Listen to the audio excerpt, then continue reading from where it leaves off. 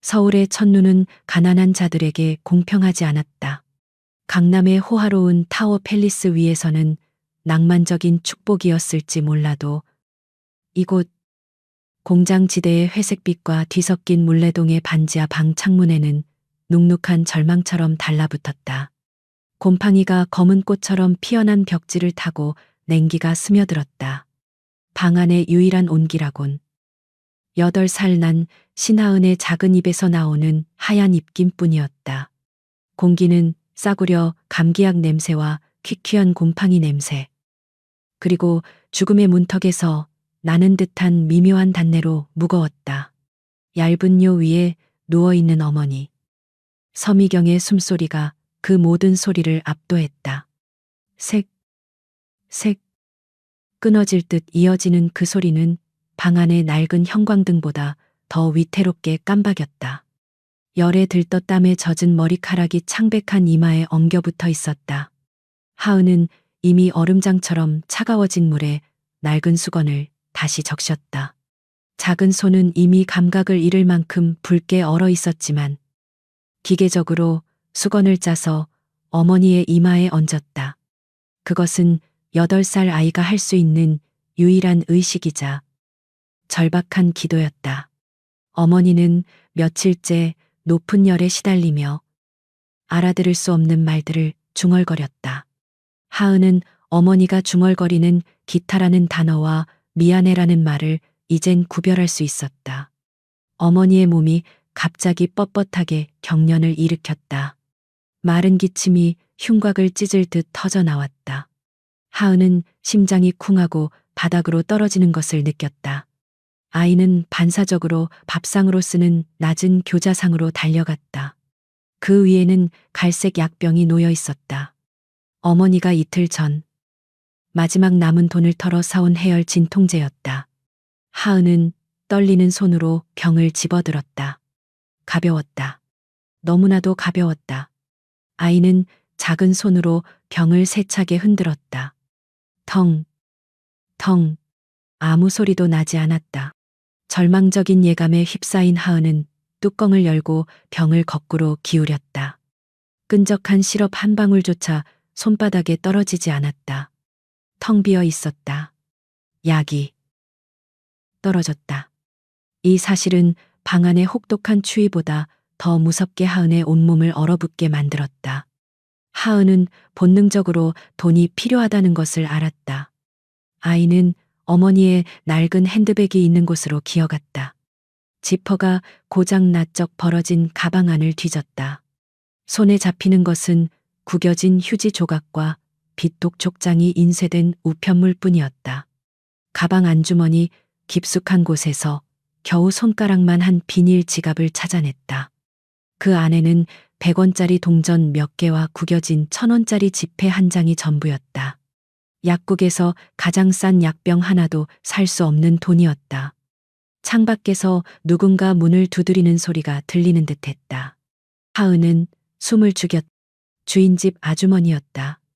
월세가 2달치 밀려 있었다. 문틈으로 붉은색 글씨로 최종 경고라고 적힌 고지서가 반쯤 밀려 들어와 있었다. 세상은 온통 붉은색 경고뿐이었다. 돈을 내지 않으면 얼어 죽어야 하고 돈을 내지 못하면 아파서 죽어야 했다. 하은의 시선이 방구석 충전기에 간신히 꽂혀 있는 어머니의 낡은 스마트폰에 닿았다. 액정은 거미줄처럼 산산조각 나 있었다. 저것은 그들이 세상과 연결된 유일한 통로였지만 그마저도 선불 요금이 끊기기 직전이었다. 하은은 저 전화기가 무서웠다. 저 전화기는 늘 나쁜 소식만 가져왔다. 하지만 지금은 선택의 여지가 없었다. 하은은 스마트폰을 집어들었다. 배터리가 10%밖에 남지 않았다는 경고가 깜박였다. 아이는 주소록을 열었다. 그 목록은 그들의 삶이 얼마나 고립되어 있는지를 증명했다. 쌀가게 아저씨 외상, 주인집 절대 전화 금지, 세탁소 맡긴 옷, 도움을 청할 곳은 단 한 군데도 없었다. 하은은 거의 포기 상태로 목록을 맨 아래까지 스크롤했다. 어머니는 연락처를 저장할 때 항상 이름을 썼다. 그런데 그곳에 이상한 것이 하나 있었다. 이름이 없는 번호였다. 그저 두 단어. 기타 분류 항목에 저장된 그 번호의 이름은 이것이었다. 마지막 희망. 하은은 그 이름을 소리내어 읽어보았다. 마지막 희망. 이토록 절박한 이름을 가진 사람은 누구일까? 어머니는 왜 한 번도 이 사람에 대해 말한 적이 없었을까? 사채업자일까? 아니면 어머니가 숨겨둔 연락해서는 안 되는 먼 친척일까? 아이는 망설였다. 이 번호는 어머니가 가장 절박할 때를 위해 남겨둔 어쩌면 판도라의 상자일지도 몰랐다. 어머니가 다시 고통스러운 신음을 내뱉었다. 추워.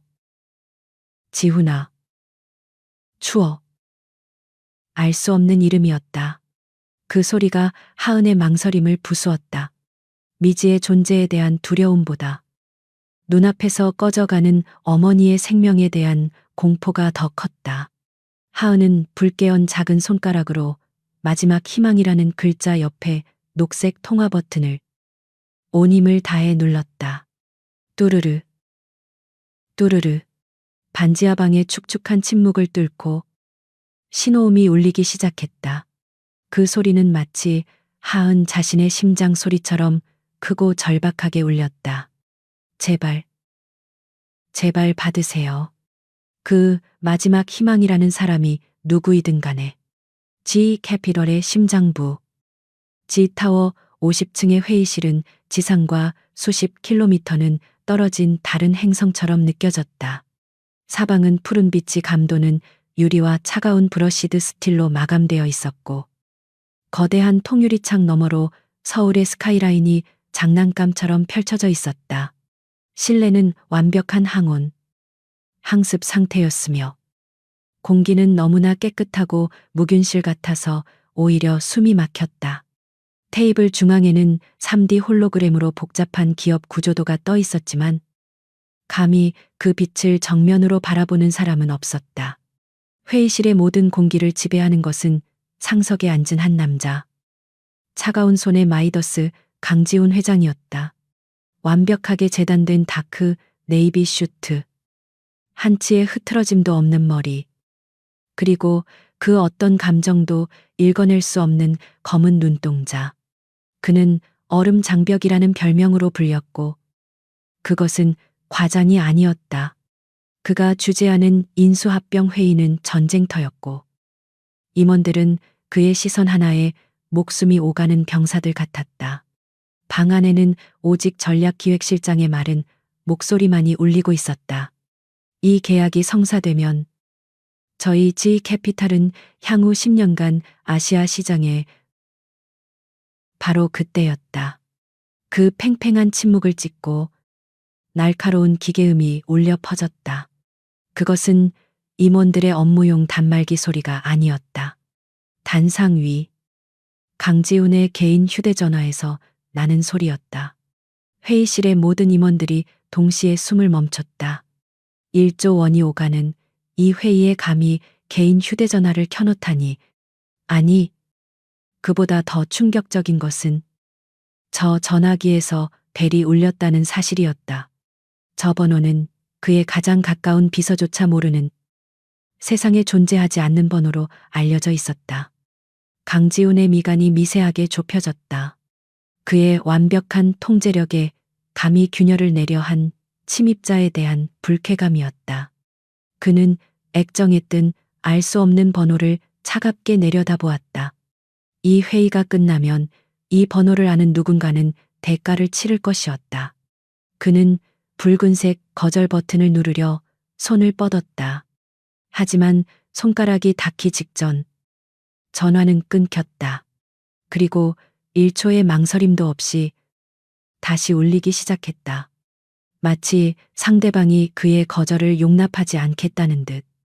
더 절박하고 더 날카롭게 울부짖었다. 임원들의 얼굴이 하얗게 질렸다. 강지훈은 잠시 허공을 응시했다. 그리고 알 수 없는 충동에 이끌려 통화 버튼을 눌렀다. 방 안의 모든 소리가 진공 상태처럼 빨려 들어갔다. 그는 전화를 귀에 대지도 않고 스피커폰 모드로 전환했다. 그의 목소리는 시베리아의 겨울바람처럼 차가웠다. 회의 중입니다. 누굽니까? 즉각적인 대답은 없었다. 스피커를 통해 들려온 것은 거친 숨소리와 함께 이 무균실과는 전혀 어울리지 않는 절박하고 혼란스러운 아이의 울음소리였다. 아, 아저씨, 제발. 제 엄마가 죽어가요. 강지훈의 표정이 노골적인 짜증으로 바뀌었다. 감히 이런 장난 전화를, 번호를 잘못 걸었군. 그가 통화를 끊고 보안팀을 호출하려던 바로 그 순간. 아니에요. 잘못 걸지 않았어요. 아이의 목소리가 찢어질 듯한 비명으로 바뀌었다. 제발요, 제 엄마. 엄마 이름은 서미경이에요. 이 번호가 엄마의 마지막 희망이라고 했단 말이에요. 경. 그 이름이 스피커를 통해 울려 퍼지는 순간 G타워 50층의 시간은 문자 그대로 멈췄다. 강지훈의 머릿속에서 모든 것이 폭발했다. 회의실, 홀로그램, 임원들의 창백한 얼굴, 1조 원짜리 계약서. 모든 것이 하얗게 바래며 먼지처럼 흩어졌다. 그의 눈앞에는 오직 20년 전, 비에 젖은 채 자신에게 뜨거운 국물 떡볶이를 내밀던 20살의 그녀. 서미경의 미소만이 떠올랐다. 20년. 그녀를 찾기 위해 대한민국 땅을 이잡듯 뒤졌던 20년이었다. 그의 손에 들려있던 5천만 원짜리 몽블랑 만년필이 힘없이 떨어졌다. 툭 하는 작은 소리가 대리석 테이블 위에서 거대하게 울려 퍼졌다. 임원들은 자신들의 눈을 의심했다. 얼음 장벽, 차가운 손의 마이더스, 감정이라고는 존재하지 않는 로봇 같던 강지훈 회장이 울고 있었다. 분노나 슬픔의 눈물이 아니었다. 그것은 20년 동안 억눌러왔던 모든 것이 한꺼번에 터져나오는 통제불능의 눈물이었다. 그는 더 이상 얼음 장벽이 아니었다. 그는 길을 잃은 아이처럼 절박했다. 그는 의자에서 벌떡 일어나 전화기를 움켜쥐고 귀에 바싹 갖다 댔다. 그의 목소리는 더 이상 차갑지 않았다. 그것은 고통과 두려움으로 갈라진 낯선 남자의 울부짖음이었다. 거기 어디야, 너 어디냐고. 그는 비서실을 향해 포효했다. 김 비서, 당장 이 번호 위치 추적해. TK 병원 의료팀 전부 대기시켜. 헬기 띄워. 당장. 강지훈은 1조 원짜리 계약이 띄워진 홀로그램을 그대로 통과해 회의실 문을 박차고 나갔다. 그의 등 뒤로 대한민국 금융계를 지배하던 거대한 제국 G캐피탈은 사상 유례없는 충격과 혼돈 속에 남겨졌다. 서울의 교통체증은 그 어떤 권력 앞에서도 평등했지만 오늘만큼은 예외였다. 11월의 차가운 눈발을 뚫고 검은색 마이바흐 차량이 사이렌 소리와 함께 아스팔트를 찢을 듯 질주했다. 강지훈은 경찰의 에스코트를 받으며 미친 듯이 도로를 역주행하고 있었다. 그의 손에 쥔 휴대전화는 불덩이처럼 뜨거웠다. 수화기 너머로 하은의 작은 흐느낌이 꺼져가는 생명의 신호처럼 간헐적으로 들려왔다. 그는 1조 원짜리 계약서의 세부 조항은 단 하나도 놓치지 않는 냉철한 이성을 가졌지만 지금은 오직 한마디 말만을 앵무새처럼 되풀이하고 있었다. 아저씨가 가고 있어. 울지 마. 전화 끊지 마. 아저씨가 곧 도착해. 그의 머릿속은 온통 20년 전의 그날로 되돌아가 있었다. 20살의 강지훈. 그는 대한민국 최고의 대학에 입학했지만 세상에서 가장 가난한 고아였다. 학비는커녕 당장 먹을 한 끼가 없었다. 첫눈이 폭설로 변하던 그날. 그는 등록금 미납으로 인한 재적 경고장을 손에 쥔 채 학생회관 뒤편에서 굶주림과 추위로 의식을 잃어가고 있었다. 그는 세상이 자신을 버렸다고 생각했다. 그렇게 차가운 콘크리트 바닥에서 생을 마감하는가 싶었다. 그때 기적처럼 따뜻한 손길이 그의 뺨을 감쌌다. 희미하게 뜬 눈앞에 흐릿한 형상이 보였다. 경영학과의 여신이자 모든 남학생의 선망이었던 선배. 서미경이었다. 그녀는 모두에게 친절했지만 유독 그에게만은, 그림자처럼 존재하는 그에게만은 언제나 따뜻한 미소를 건네주던 유일한 사람이었다. 그녀는 흠뻑 젖은 그를 발견하고 자신의 비싼 캐시미어 코트를 벗어 덮어주었다. 그리고는 비틀거리는 그를 부축해 학교 앞에 허름한 분식집으로 이끌었다.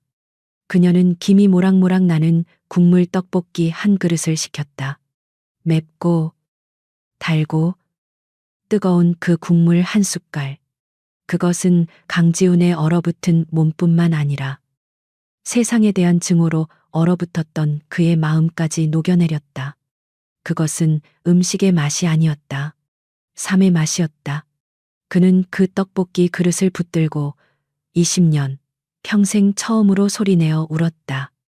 서미경은 아무것도 묻지 않고 그저 그의 등을 조용히 두드려 주었다. 며칠 뒤 그는 자신의 이름으로 등록금이 완납되었다는 사실을 알게 되었다. 그리고 동시에 과 동아리방에서 서미경이 아르바이트를 구한다는 소문과 그녀가 아버지의 유품이라며 애지중지하던 낡은 기타를 더 이상 가지고 다니지 않는다는 사실을 듣게 되었다. 강지우는 모든 것을 깨달았다. 그는 그녀를 찾아가 미친 듯이 따져 물었다. 왜 그랬냐고. 왜 나 같은 놈 때문에 당신의 소중한 것을 팔았냐고. 그때 서미경은 처음으로 그에게 환하게 웃어주었다. 슬픔도 동정도 아닌 그저 맑은 웃음이었다. 그냥 빚이라고 생각해. 강지훈, 너한테 내 미래를 투자한 거야. 그러니까 죽지 말고 독하게 살아. 아주 멋지게 성공해서 나중에 나한테 이 빚 갚으란 말이야. 알았지? 그녀는 그에게 오래된 자신의 휴대전화 번호를 적어주었다. 그가 유일하게 가진 세상과의 연결고리. 그리고 그는 그 번호를 마지막 희망이라고 저장했다. 그것이 마지막이었다. 며칠 뒤 그녀의 집안이 하루아침에 부도가 나고 온 가족이 야반도주했다는 소문이 돌았다. 그녀는 학교에서 그리고 대한민국에서 증발해버렸다. 강지우는 그녀가 남긴 그 빚들 갚기 위해 독하게 살았다. 그는 성공했다. 대한민국 정점에 섰다. 그리고 20년 동안 그 마지막 희망이라는 번호로 수만 번 전화를 걸었다. 대답은 늘 차가운 기계음뿐이었다. 고객의 사정으로 통화가 다 왔습니다. 회장님, 김 비서의 절박한 외침이 그를 과거에서 현재로 끌어냈다. 마이바흐가 물레동의 좁디 좁은 골목길에 급정거했다. 쏟아지는 눈발과 앰뷸런스의 경광등이 뒤섞여 지옥도처럼 번쩍였다. 그는 차에서 뛰어내려 녹슨 철문을 걷어찼다. 삐걱 소리와 함께 문이 열리고 곰팡내와 절망의 냄새가 그의 폐를 찔렀다. 그는 보았다. 8살짜리 여자아이가 20년 전에 자신처럼 굶주리고 겁에 질린 눈으로 쓰러진 여자를 필사적으로 끌어안고 있었다. 그리고 그는 보았다. 한때 태양처럼 빛나던 그녀. 서미경이 이제는 모든 빛을 잃고 잿빛으로 변해버린 낯선 모습으로 누워있는 것을 그의 시선이 방바닥으로 향했다. 텅 빈 약병역. 먼지투성이 바닥에 낡은 사진 한 장이 뒤집혀 있었다. 그가 떨리는 손으로 사진을 집어들었다. 20년 전 대학 축제 날 낡은 기타를 메고 환하게 웃는 서미경과 그 옆에서 어색하게 서 있던 20살의 강지훈이 있었다. 과거와 현재가, 절망과 희망이, 그리고 20년의 세월을 뛰어넘은 거대한 빚이 이 차갑고 축축한 반지하 방에서 잔인하게 충돌했다. 지 카피털이 소유한 서울대병원 VVIP 병동의 공기는 멸균 처리된 돈 냄새가 났다. 하은이의 반지하 방을 채우던 곰팡내와는 대극점에 있는 차갑고 인공적인 청결함이었다. 강지우는 20년 만에 찾은 서미경의 침대 옆에서 자신이 이룬 모든 부와 권력이 이 순간 얼마나 이질적이고 무력한지 실감했다. 그는 전화 한 통으로 1조 원의 흐름을 바꾸는 남자였지만 한 여자의 20년치 고통을 되돌릴 수는 없었다. 신장내과 과장이 정중하지만 엄숙한 표정으로 차트를 넘겼다. 회장님, 환자분은 기적적으로 고비는 넘겼습니다만 그는 잠시 말을 골랐다. 상태가 저희가 본 어떤 케이스보다 심각합니다. 만성 신부전증 말기입니다. 과장은 차마 어떻게 이렇게 될 때까지 방치했느냐는 말을 삼켰다. 이미 신장 기능이 90% 이상 상실된 상태입니다. 즉각적인 혈액 투석과 신장 이식이 필요합니다. 시간이 없습니다. 신장 이식. 그 단어가 강지훈의 뇌를 때렸다. 돈으로 해결할 수 있는 문제가 아니었다. 돈은 시간을 벌어줄 뿐 생명을 살릴 수는 없었다. 그는 20년간 그녀에게 진 빚을 갚으러 왔다고 생각했지만 어쩌면 그는 이미 돌이킬 수 없을 만큼 늦었는지도 몰랐다. 그는 고개를 끄덕이고 과장을 돌려보냈다. 병실 구석. 방의 크기에 압도당한 하은이가 값비싼 벨벳 소파에 웅크리고 앉아 있었다. 아이는 잠도 자지 못하고 그저 텅 빈 눈으로 하얀 벽지만 바라보고 있었다. 강지우는 이런 상황을 다루는 법을 배운 적이 없었다. 그는 인수합병의 귀재였지만 8살 아이를 위로하는 방법은 몰랐다. 김 비서가 눈치 빠르게 최고급 베이커리에서 사온 페이스트리 상자를 건넸다. 그는 그 상자를 어색하게 하은이 앞에 밀어놓았다. 그것은 그가 아는 유일한 소통 방식, 즉 거래였다. 하지만 하은이는 페이스트리에 손도 대지 않았다. 아이는 그저 고개를 들어 이 모든 혼란의 중심에 있는 남자를 올려다보았다. 아이의 눈은 더 이상 공포에 질려있지 않았다. 그 안에는 어머니를 닮은 날카로운 명료함이 있었다. 아저씨. 하은이의 목소리는 작았지만 또렷했다. 아저씨는 누구예요? 강지우는 대답할 말을 찾지 못했다. 반지하 방에서 우리 엄마 사진. 아저씨랑 같이 찍은 사진 봤어요. 하은이는 숨을 한 번 골랐다. 전화했을 때 제 이름도 모르면서 왜 엄마 이름을 듣고 우셨어요? 아이의 질문은 그 어떤 주주총회의 날카로운 지리보다 더 그의 심장을 관통했다. 강지우는 20년의 복잡한 회한과 죄책감, 그리고 지독한 인연을 이 작은 아이에게 설명할 길이 없었다. 그는 잠시 눈을 감았다가 그는 아이의 눈높이에 맞춰 무릎을 굽혔다. 하은아. 그는 아이의 이름을 처음 불렀다. 아주 오래전에 내 엄마가 아저씨 목숨을 구해줬어. 그의 목소리는 낯설 만큼 부드러웠지만 깊은 고통이 배어 있었다. 그래서 아저씨는 내 엄마한테 평생 갚아도 못 갚을 빚을 졌어. 빚. 이요. 그래. 세상에서 가장 무서운 빚이란다. 바로 그때였다. 침대에서 미세한 뒤척임과 함께 마른 신음소리가 새어나왔다. 두 사람의 시선이 동시에 침대로 향했다. 서미경의 눈꺼풀이 파르르 떨리더니 천천히 떠졌다. 그녀의 흐릿했던 시선이 축축한 반지하 방의 천장이 아닌 눈부시게 하얗고 낯선 최고급 병실의 천장에 닿았다. 곰팡내가 아닌 독한 소독약 냄새가 코를 찔렀다. 그녀는 자신이 죽었거나 혹은 최악의 악몽을 꾸고 있다고 생각했다. 그녀의 시선이 천천히 방 안을 훑었다. 그리고 창가에 서 있는 한 남자에게 고정되었다. 20년의 세월이 흘렀지만 한눈에 알아볼 수 있었다. 더 차가워지고, 더 날카로워지고, 더 완벽해진 그 남자, 강지훈. 그녀의 뇌리에 마지막 기억이 스쳤다.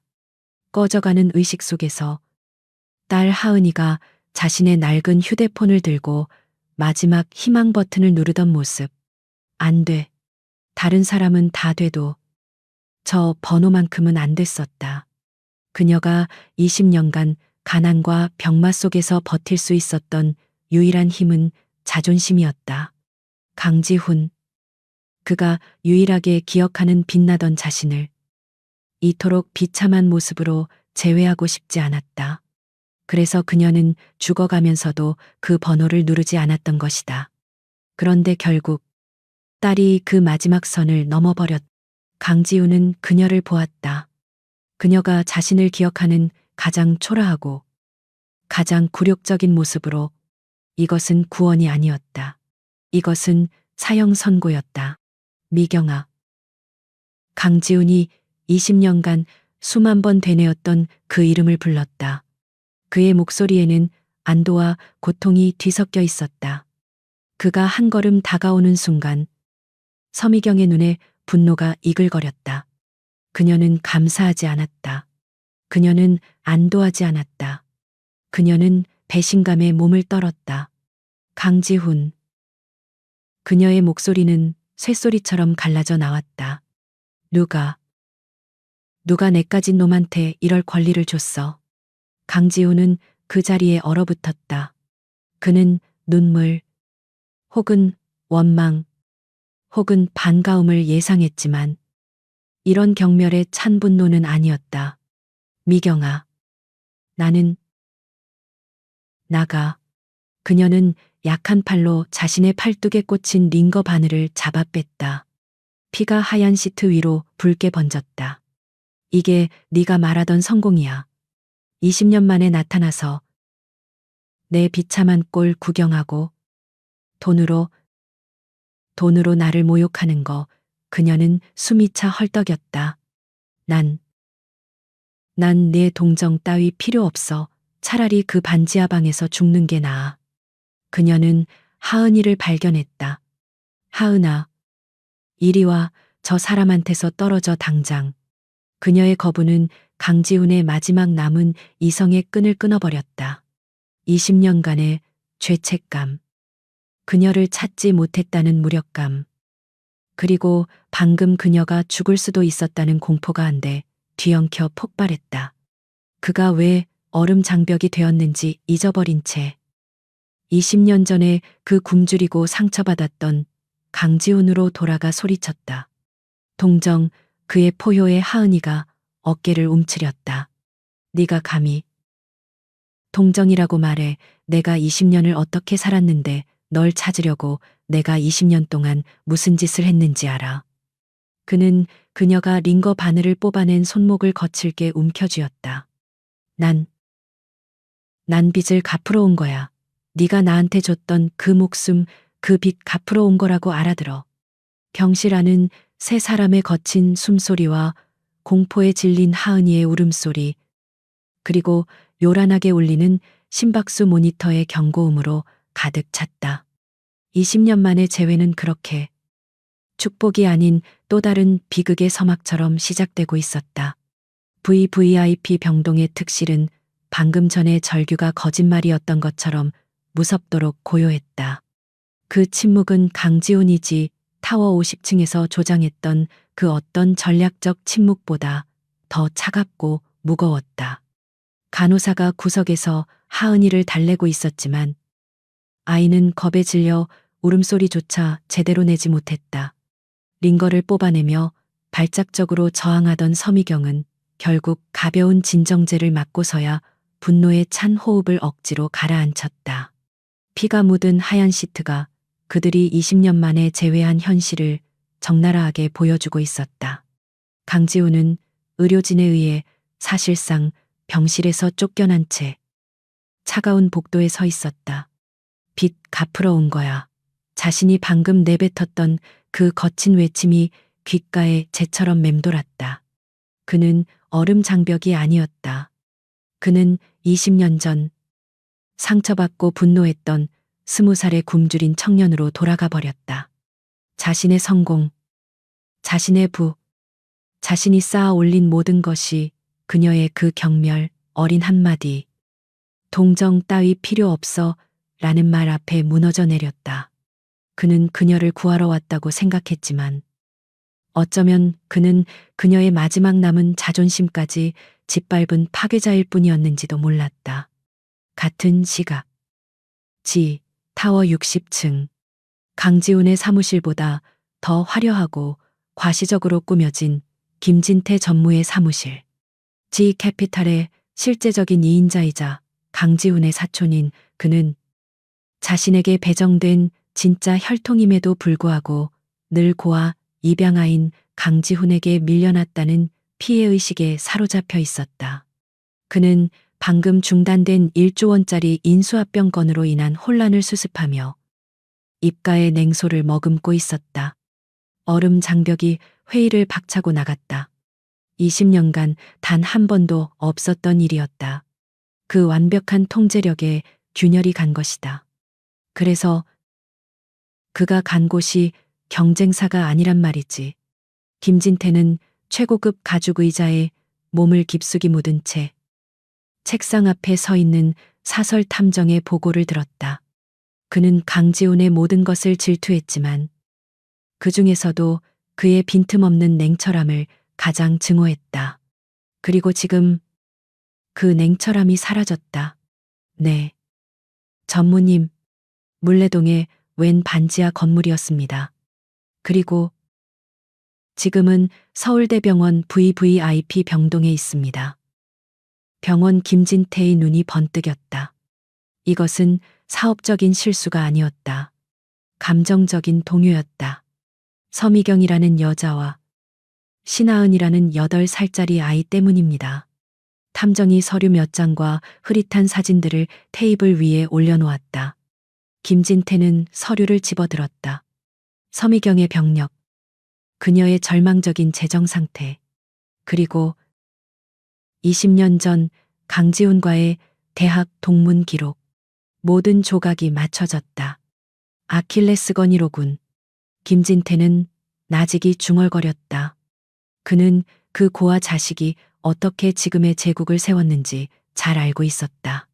그는 모든 것을 가졌지만 그 모든 것을 단 하나의 빚을 갚기 위해 사용하고 있었던 것이다. 그리고 지금 그 빚의 실체가 나타났다. 김진태는 만족스럽게 웃었다. 이 여자에 대해 더 자세히 알아봐. 20년 전 모든 것을 그는 이 약점을 어떻게 사용할지 정확히 알고 있었다. 강지우는 복도 의자에 앉아 자신의 손을 내려다보았다. 이 손은 수천억, 수조 원을 움직이며 제국을 건설했다. 하지만 지금 이 손은 한 여자의 망가진 신장을 고칠 수도, 그녀의 마음에 난 상처를 어루만질 수도 없었다. 주치의가 조용히 그에게 다가왔다. 회장님, 환자분의 거부는 심리적인 요인이 큽니다만 육체적인 현실은 변하지 않습니다. 이식 대기자 명단에 이름을 올린다 해도 당장 맞는 공여자를 찾는 것은.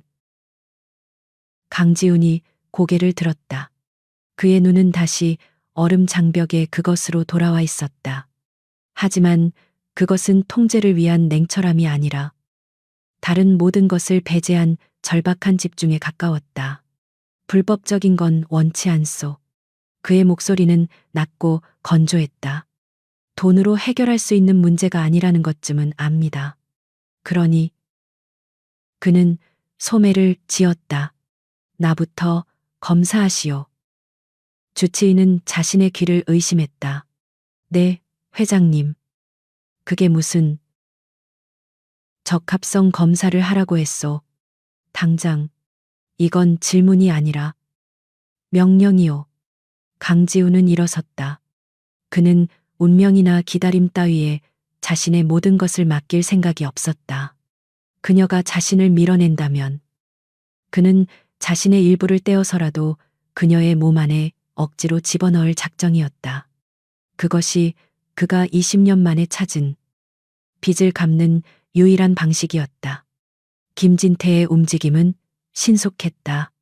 그는 강지훈의 성격을 잘 알았다.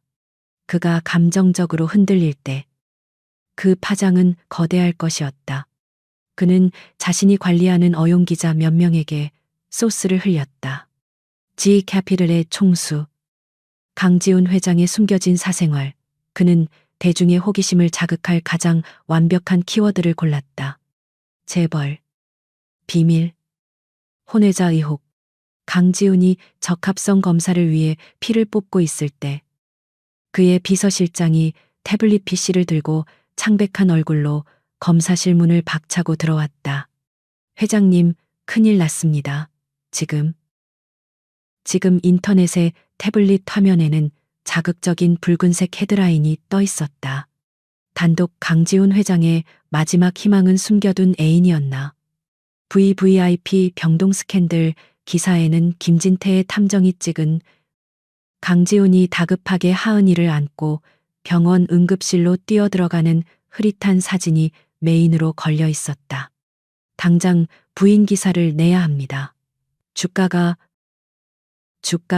벌써부터 요동치고 있습니다. 회장님, 비서실장이 절규했다. G 캐피털의 주가가 흔들리기 시작했다. 강지훈이 20년간 쌓아 올린 신화에 균열이 가기 시작했다는 신호였다.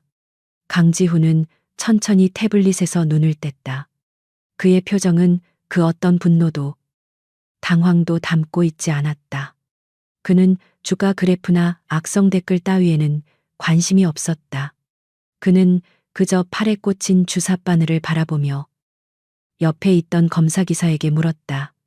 그의 목소리는 섬뜩할 만큼 조용했다. 검사 결과는 언제쯤 나오지? 세상이 불타오르기 시작했지만 그의 시선은 오직 단 하나, 서미경의 생명에만 고정되어 있었다. 강지훈의 피는 G 캐피털의 그 어떤 자산보다 더 귀중한 것이 되었다. 검사 결과는 단순한 적합이 아니었다. 주치의는 거의 경외심이 담긴 목소리로 설명했다. 기적입니다. 회장님, 단순히 조직 항원이 일치하는 수준이 아닙니다. 이 정도의 완벽한 적합성은 직계 가족 간에도 보기 드문 1% 미만의 확률입니다. 강지훈은 그 말을 들으며 창밖을 내다보았다. 기적이 아니었다. 이것은 인연이었다. 운명이 20년 동안 그에게 지워준 굴레였고 이제야 그 빚을 갚으라고, 그것도 가장 완전한 방식으로 갚으라고 명령하는 하늘의 계시였다. 20년간 그는 공허했다. 돈으로는 그녀가 준 그 한 그릇의 온기를 갚을 수 없었다. 하지만 이제 그는 마침내 그 빚을 갚을 방법을 찾았다. 돈이 아닌 생명으로. 그는 자신이 그녀를 구원하는 것이 아니라 마침내 그녀를 통해 스스로가 구원받을 수 있으리라는 엄숙한 안도감에 휩싸였다. 스캔들, 주가, 이사회의 압박. 그 모든 것이 먼지처럼 하찮게 느껴졌다. 지금 그의 머릿속은 오직 성공적인 이식 수술과 그 이후 서미경과 하은이와 함께할 미래뿐이었다. 그러나 강지훈이 운명적인 구원을 꿈꾸는 동안 G타워의 다른 한편에서는 김진태 전무가 잔인한 운명을 설계하고 있었다. 그는 강지훈을 무너뜨리기 위해 필요한 것이 단순한 스캔들이 아님을 깨달았다. 강지훈의 성과주의를 신봉하는 G 캐피털의 이사회는 혼외자 의혹 따위의 노이즈에는 금방 면역이 될 터였다. 그들은 숫자를 믿는 자들이었고 강지훈은 숫자로 증명해왔다. 김진태에게는 강지훈의 도덕성, 그의 서사 자체를 파괴할 치명타가 필요했다. 찾았습니다. 전무님, 사설 탐정이 20년 전에 낡고 누렇게 바랜 서류철 하나를 그의 책상 위에 올려놓았다. 미경직물 주 파산 및 자산 매각 보고서. 김진태는 서류를 천천히 넘겼다. 그리고 그의 입가에 뱀 같은 미소가 번졌다. 이럴 수가. 세상에. 이런 우연이. 그는 소리내어 웃었다. 서미경의 아버지. 서 회장이 운영하던 그 작은 직물 회사를 마지막으로 짓밟아 파산시킨 것이 바로 지 캐피럴의 전신인 태신자본이었던 것이다. 그리고 그 잔혹한 적대적 인수를 주도한 것은 지금은 명예회장으로 물러난 강지훈의 양아버지 강 회장 본인이었다. 지훈이 형은 그때 미국에서 MBA 과정을 밟고 있었으니 이 사실을 알 리가 없었겠지. 김진태는 모든 퍼즐이 완벽하게 맞춰지는 것을 느꼈다. 강지훈의 성공 신화. 그가 지이 캐피탈에서 이룬 모든 것은 서미경의 가족이 흘린 피눈물 위에 세워진 것이나 다름없었다. 김진태는 최고급 과일 바구니와 가장 화려한 꽃다발을 주문했다. 환자에게는 위로가 필요하지. 특히 과거를 모르는 환자에게는 말이야. VVIP 병동. 서미경은 창밖을 내다보며 복잡한 심경에 사로잡혀 있었다. 강지훈에 대한 분노, 배신감, 그리고 그 와중에도 하은이가 처음으로 따뜻한 방에서 맛있는 밥을 먹고 있다는 사실에서 오는 미묘한 안도감이 뒤섞여 있었다. 그녀의 20년은 비참했지만 강지훈 덕분에 딸이 구원받았다는 사실을 외면할 수 없었다. 그녀의 마음이 서서히 흔들리고 있었다. 그때 정중한 노크 소리와 함께 김진태가 문을 열고 들어왔다. 그는 세상에서 가장 인자한 미소를 지으며 다가왔다. 서미경 씨 맞으시죠? 말씀 많이 들었습니다. 저는 강지훈 회장의 사촌 김진태라고 합니다. 그는 값비싼 과일 바구니를 내려놓으며 걱정스러운 표정을 지었다. 형님이. 아니, 강 회장이 요즘 회사 일로 말들이 많아서요. 서미경 씨께서도 괜한 오해를 받고 계신 것 같아 제가 대신 사과라도 드리고 싶어서 왔습니다. 서미경은 이 과장된 친절에 경계심을 늦추지 않았다. 용건이. 뭐죠? 김진태는 마치 가슴 아픈 비밀을 털어놓듯 한숨을 쉬었다. 서미경 씨의 고통을 강 회장이 진심으로 이해하고 있는지 모르겠습니다. 특히 20년 전 아버님 일까지 겹쳐서 서미경의 심장이 차갑게 내려앉았다. 우리 아빠 일을 당신이 어떻게. 김진태는 놀란 척하며 눈을 동그랗게 떴다. 어머나, 설마. 강 회장이 아직 말씀 안 드렸나요? 이런. 제가 실수를 했군요. 그는 서류 가방에서 실수로 가져온 듯한 낡은 보고서를 꺼냈다. 그 표지에는 미경직물 인수보고서 태신자본이라고 선명하게 적혀 있었다. 저희 양부께서, 그러니까 강 회장의 양아버지께서 젊은 시절에 좀 공격적으로 사업을 하셨습니다. 그 과정에서 참으로 안타깝게도. 서미경은 보고서를 빼앗듯 움켜쥐었다. 그녀의 눈이 낯선 재무 용어와 법률 조항들을 훑어내렸다. 그리고 그녀는 보았다. 자신들의 숨통을 끊었던 마지막 자금 압박, 공장 경매, 그리고 그 모든 것을 헐값에 인수한 태신자본의 서명을. 그녀가 강지훈에게 학비를 대주기 위해 기타를 팔았던 바로 그 시기. 강지훈의 아버지는 그녀의 아버지를 파산시키고 있었다. 그녀가 구한 생명은 알고 보니 그녀의 가족을 파멸시킨 자의 양아들이었다. 그가 이룬 성공. 그가 지금 이 VVIP 병실 비용을 지불하는 그 모든 돈은 그녀의 아버지의 피와 눈물로 얼룩진 것이었다. 국물 떡볶이의 온기, 학자금의 고마움, 20년 만의 재회. 그 모든 것이 세상에서 가장 잔인하고 역겨운 농담이 되어버렸다.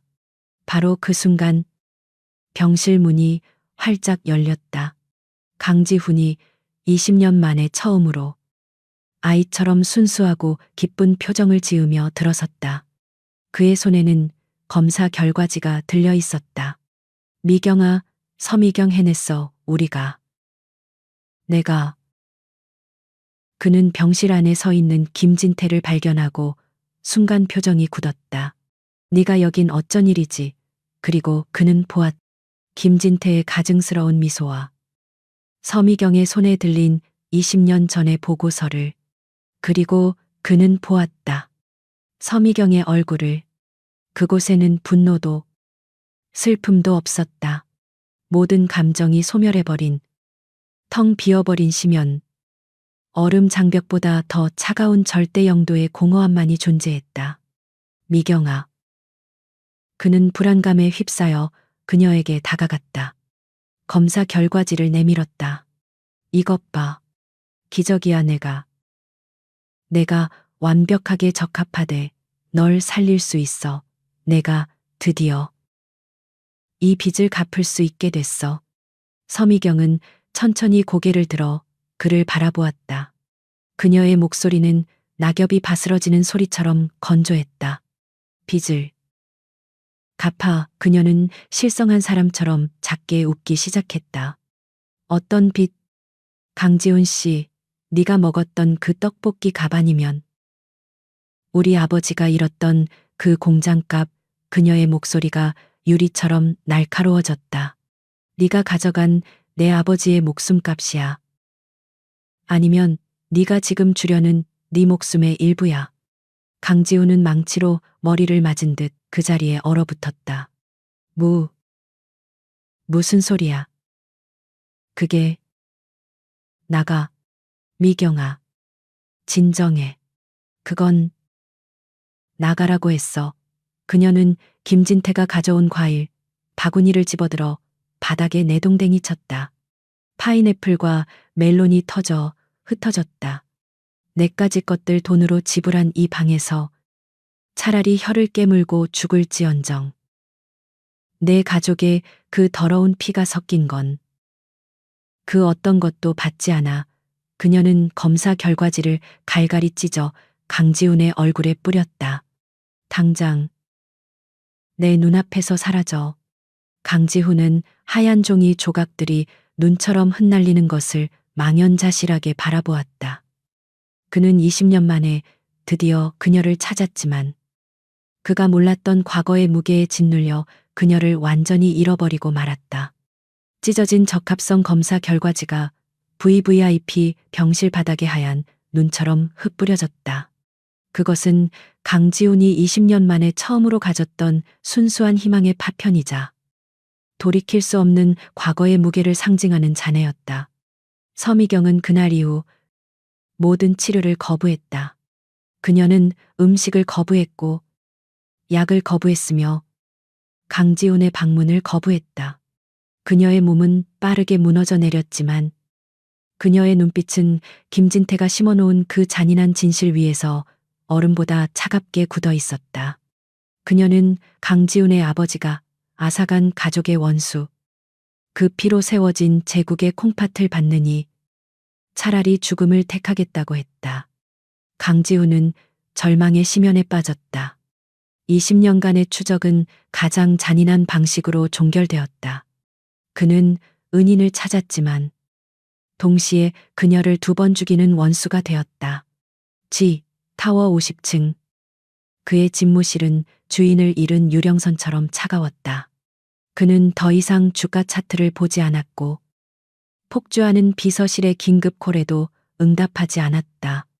캐피털의 주식은 총수 스캔들과 과거사 리스크라는 암초에 부딪혀 연일 폭락했다. 이 모든 혼란의 배후에서 김진태 전무는 승리를 예감했다. 강지훈이라는 얼음 장벽의 유일한 아킬레스건. 서미경은 그가 예상했던 것보다 더 강력한 무기였다. 강지훈은 감정적으로 완벽하게 무너졌다. 그는 더 이상 지 캐피털의 리더가 아니었다. 김진태는 이 기회를 놓치지 않았다. 그는 즉시 긴급 이사회를 소집했고 회사의 막대한 손실을 초래하고 그룹 이미지를 실추시킨 강지훈 회장에 대한 해임안을 긴급 주주총회 안건으로 상정했다. 대의는 불과 48시간 뒤로 잡혔다. 바로 그때 강지훈의 집무실로 의사의 긴급한 전화가 걸려왔다. 회장님, 환자 상태가 급격히 나빠지고 있습니다. 이식 거부 의사를 철회하지 않으면 48시간을 넘기기 힘듭니다. 48시간. 그가 서미경을 살릴 수 있는 시간이자 동시에 그가 평생을 바친 지 캐피탈을 잃게 될 시간이 정확히 일치했다. 그는 집무실 한편에 반지하 방에서 가져온 그 낡은 사진을 세워두었다. 20년 전 기타를 메고 환하게 웃던 서미경. 그는 깨달았다. 그는 20년간 빚을 갚으려 했다. 하지만 그녀가 원한 것은 돈이나 성공이 아니었다. 어쩌면 사과였을지도 모른다. 그는 마지막 카드를 사용하기로 결심했다. 그는 회사를 지키기 위해 싸우는 것이 아니었다. 그는 그녀를 그리고 그들의 얽혀버린 운명을 위해 싸우기로 했다. 긴급 주주총회 당일 수백 명의 주주와 대한민국 최고의 경제부 기자들이 지 타워 컨퍼런스 홀을 가득 메웠다. 분위기는 살벌했다. 그들은 신화의 추락을 목격하기 위해 모인 하이에나들 같았다. 단상 중앙에선 김진태는 비극적인 영웅처럼 연설을 시작했다. 그는 강지훈의 공로를 치하하는 척하며 그가 개인적인 감정 문제와 불투명한 과거사에 발목 잡혀 회사를 위기로 몰아넣었다고 열변을 토했다. 우리는 감정에 휘둘리는 리더가 아니라 냉철하게 숫자를 보는 리더가 필요합니다. 강지훈 회장 해임안에 대한 표결을 김진태가 승리를 선언하려던 바로 그 순간이었다. 육중한 컨퍼런스 홀의 뒷문이 열렸다. 모든 시선이 그곳으로 향했다. 강지훈이 서 있었다. 하지만 그는 평소에 완벽한 슈트갑옷을 입고 있지 않았다. 그는 그저 옅은 회색 스웨터 차림이었다. 그 혼자가 아니었다. 그는 휠체어 하나를 밀며 천천히 들어오고 있었다. 휠체어에는 링거 스탠드를 매단 채 담요를 두른 서미경이 앉아 있었다. 그녀는 유령처럼 창백했다. 그리고 그 옆에는 작은 손으로 휠체어 손잡이를 꼭 붙잡은 하은이가 수백 명의 시선에 겁을 먹으면서도 필사적으로 버티고 서 있었다. 카메라 플래시가 미친 듯이 터졌다. 홀은 충격으로 술렁였다. 김진태의 얼굴이 굳어졌다. 강지훈은 휠체어를 단상 바로 앞까지 밀고 갔다. 그리고 그는 천천히 김진태가 아닌 주주들을 향해 단상에 올랐다. 그는 마이크를 잡았다. 그의 목소리는 차분했다. 방금 김진태 전무가 한 말은 모두 사실입니다. 홀은 다시 한번 정적에 휩싸였다. 저는 감정적으로 흔들리고 있습니다. 그는 김진태가 아닌 휠체어에 앉은 서미경을 바라보며 말했다. 그는 20년 전에 그 빚, 국물, 떡볶이와 기타, 그리고 등록금에 대한 이야기를 시작했다. 여러분 앞에 서 있는 이 지캐피털의 회장 강지훈은 저기 앉아 계신 서미경이라는 한 여인이 만든 작품입니다. 그녀는 20년 전 저의 생명을 구했습니다. 제 모든 성공은 제가 그녀에게 진 빚을 갚겠다는 일념 하나로 이룬 것입니다. 지 카피탈은 저의 것이 아닙니다. 이 모든 것은 처음부터 저분의 것이었습니다. 주주들은 비즈니스 보고서가 아닌 한 편의 처절한 고해성사를 듣고 있었다. 그리고 김 전무가 말한 과거사 역시 사실입니다. 그는 고개를 떨구었다. 제가 몰랐던 과거, 저의 양아버지가 이끄는 태신자본이 서미경 씨의 가정을 파괴했습니다. 홀은 경악으로 가득 찼다. 하지만 강지훈의 목소리가 얼음처럼 차가워졌다. 그는 단상 위에 거대한 스크린을 가리켰다. 김진태 전무가 여러분에게 말하지 않은 것이 딱 하나 있습니다. 스크린이 번쩍이며 복잡한 주식 거래 내역서로 바뀌었다.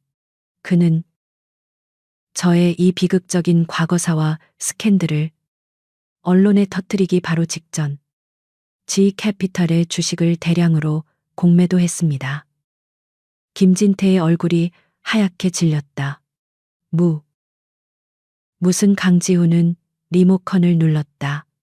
김진태의 차명 계좌, 공매도 타이밍, 그리고 지난 일주일간 그가 이 스캔들을 이용해 벌어들인 수백억 원의 부당 이익 내역이 적나라하게 드러났다. 그는 회사의 위기를 수습하려 한 것이 아닙니다. 그는 이 모든 비극을 직접 연출하고 주주 여러분 모두의 피 같은 돈을 이용해 자신의 배를 불린 것입니다. 거짓말이야. 저건 조작된 거라고 김진태가 절규했다. 하지만 이미 늦었다. 강지훈이 고개를 끄덕이자 양복을 입은 G캐피털 내부 감사팀 요원들이 단상으로 올라와 김진태의 양팔을 붙잡았다. 김진태 전무, 내부자 거래 및 시장 교란 행위 혐의로 당신을 이사회에서 즉각 해임합니다. 모든 혼란이 정리되고 홀 안에는 다시 정적과 수백 대의 카메라 셔터 소리만이 남았다. 강지훈은 단상에서 내려왔다. 그는 승리한 장군이 아니었다. 그는 지친 폐잔병처럼 보였다. 그는 그 모든 카메라와 주주들을 등지고 휠체어 앞에 섰다. 그리고 그는 얼음 장벽, 강지훈은 그 모든 것이 생중계되는 카메라 앞에서 서미경의 휠체어 앞에 한쪽 무릎을 꿇었다. 그는 그녀의 차가운 손을 잡았다. 그의 눈에서 20년 만의 눈물이 흘러내렸다. 미경아, 난 과거를 바꿀 수 없어. 내 아버지가, 내 가족이 너에게 한 짓을 되돌릴 수 없어. 그의 목소리는 더 이상 회장의 것이 아니었다. 하지만 난 너에게 미래를 줄 수 있어. 내일이 없는 나에게. 20년 전에 네가 미래를 줬던 것처럼. 그는 그녀의 손을 자신의 뺨에 가져다 댔다. 제발 이 빚을 갚게 해줘. 내 신장을 받으라는 말이 아니야. 내 사과를, 제발 내 사과를 받아줘. 그리고 날 좀 살려줘. 미경아, 20년 전에 네가 그랬던 것처럼. 제발. 겨울에 혹독한 눈보라가 먹고 시간은 상처 입은 모든 것을 보듬어 치유하는 봄을 데려왔다. 서울의 스카이라인을 날카롭게 찌르던 G타워의 펜트하우스도 곰팡이 냄새로 질식하던 물레동의 반지하 방도 아닌 평창동의 햇살이 잘 드는 2층 집 정원이 그들의 새로운 세상이 되었다. 차가운 유리와 강철 대신 따뜻한 벽돌과 흙냄새, 그리고 갓 피어나는 라일락 향기가 공기를 채웠다. 그 정원 한가운데서 8살 하은이의 웃음소리가 수정처럼 맑게 울려 퍼졌다. 아저씨, 나 좀 봐요. 나 혼자 가고 있어. 아이는 삐뚤빼뚤하지만 분명히 자신의 힘으로 두발 자전거의 페달을 밟고 있었다. 그 뒤를 따라가는 남자는 G캐피털의 얼음 장벽이 아니었다. 옅은 회색 스웨터가 어색한 듯 어떻게 아이를 잡아야 할지 몰라 허둥대는 강지훈이었다.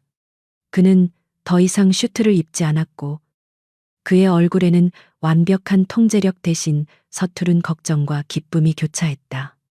테라스의 흔들의자에 앉아 그 모습을 지켜보던 서미경이 찻잔을 들며 부드럽게 웃었다. 그녀는 더 이상 죽음의 그림자가 드리워진 창백한 환자가 아니었다.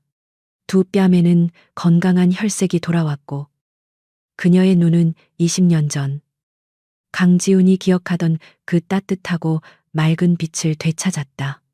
그녀의 몸 안에는 강지훈의 신장이 20년의 시간을 거슬러 마침내 갚아진 빛으로 그리고 새로운 생명으로 함께 숨쉬고 있었다.